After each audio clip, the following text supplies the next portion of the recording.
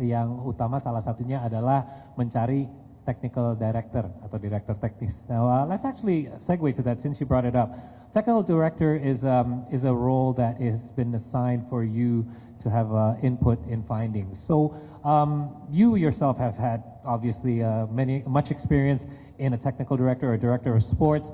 So your current plan to appoint a technical director in Indonesia, what are your considerations in looking for the right candidate? Well, I think it has to be somebody who has experience with different countries, different cultures, different strategies.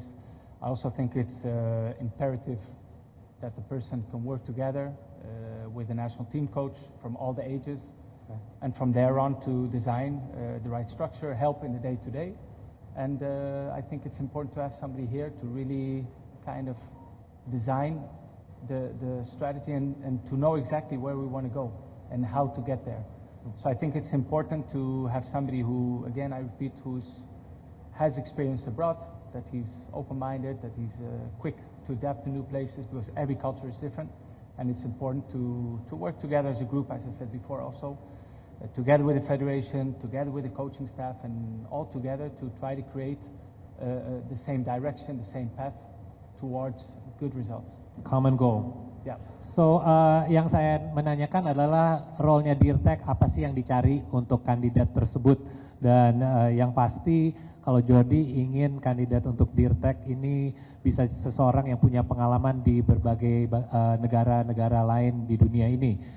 Karena dia juga ingin seseorang yang punya pengetahuan yang luas, pengalaman yang luas, dan juga dari kebudayaan juga terekspos sama kebudayaan lain di luar Indonesia saja, dan juga bisa kerjasama sama tim PSSI sama pelatih-pelatih di setiap level untuk membentuk strategi yang tepat untuk semua level bisa menuju ke goal yang sama, yaitu meningkatkan sepak bola di Indonesia.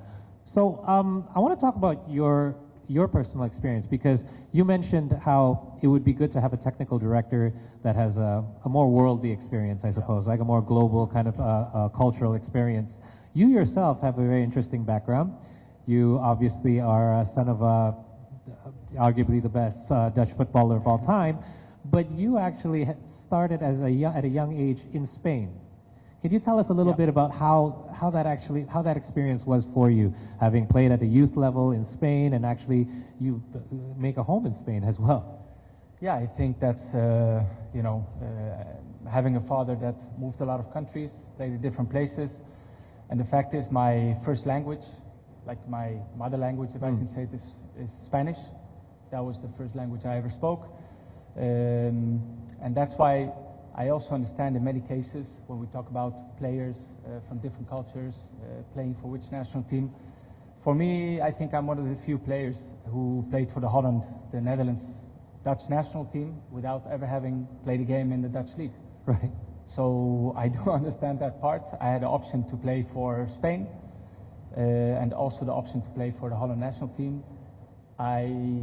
My first language was Spanish. I spent most of my life living in Spain, but I played for Holland. And it's one of those decisions you make with your heart, and you just feel it's the right one, and that's the decision I made. And how do you feel that helped you be more rounded or complete as a person, both as a person and a footballer? Well, I think it makes you open-minded. It makes you understanding. It makes you also understand different cultures, different ways of thinking. And to be honest, the Dutch style, normally it's a very beautiful way of playing football, very, trying to dominate, trying to play to win. And together with the Spanish mentality, they have also very strong winning mentality. So the mix of both is a very interesting mix. Very interesting. Yang saya menanyakan adalah justru Jordi Cruyff ini punya background yang sangat unik, di mana dia adalah anaknya Johan Cruyff, seorang footballer legendaris dari Belanda, tapi dia dari umur yang sangat muda sudah pindah ke Spanyol dan udah dari youth academy-nya di sana dan main bertahun-tahun, bahkan dia pun tinggalnya di sana saat ini juga. Bahasa utama dia juga Spanyol, dan tadi juga sebut bahwa ada fakta menarik di mana dia sebenarnya salah satu pemain timnas Belanda yang tidak pernah main di Liga Belanda sama sekali.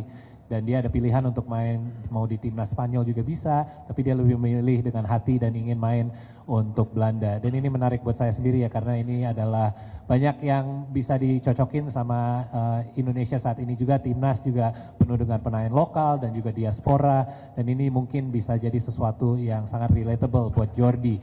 Saya juga ingin tahu apakah ini bisa membantu justru dia dengan role-nya sebagai penasihat teknis, dan dia juga merasa ada banyak kesamaan ya antara sepak bola di Belanda maupun sepak bola di Spanyol, di mana targetnya adalah untuk menang tapi juga main sepak bola yang indah, dan ini semoga bisa membantu dia juga untuk bisa terapkan joint culture ini di Indonesia juga di sepak bola kita di PSSI. I want to go to some of your other worldly experiences, because not only have you spent a lot of time in Europe in some of the best leagues, but you've also had time in Asia. Your time when you were in China, what was your experiences in regards to comparison? How was football in Asia different from what you had experienced prior to that? Well, I think one of the key points, I think it's the detection of young talents. I think it's a huge country, so it's very difficult to unify criteria, to have the same philosophy for everyone. And I think that's the main difference. If when young players make a debut in Barcelona at the age of 17, 18, people just see the game. But there's a lot of invisible work being done already from the age of 7 or 8 years old with these players who just don't appear. It's a development, and the quicker you can find young talent and the earlier you can develop them, the better they will be when they reach the premium age in which they have to play for the club, for the national team. So I think that's one of the key points. But from my experience in Asia, of course, it's you have to adapt. You can't just copy everything. You just need to adapt, to understand different cultures, different ways of thinking, and then you try to unify the idea to try to get the best results. And to be honest, I loved the experience there. It was 2 different clubs for 3 seasons, even though it was a bit in the COVID time, so it was difficult. The leagues were stopped for a while, but I really loved that experience.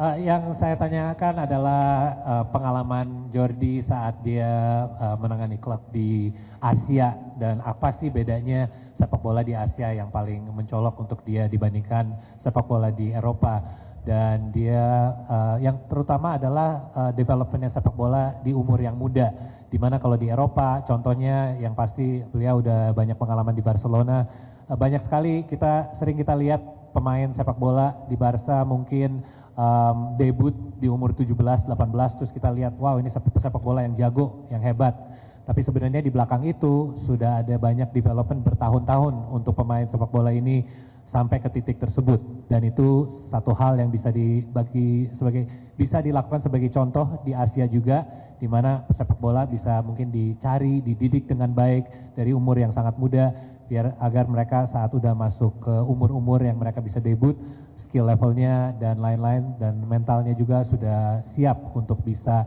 di level yang lebih tinggi lagi.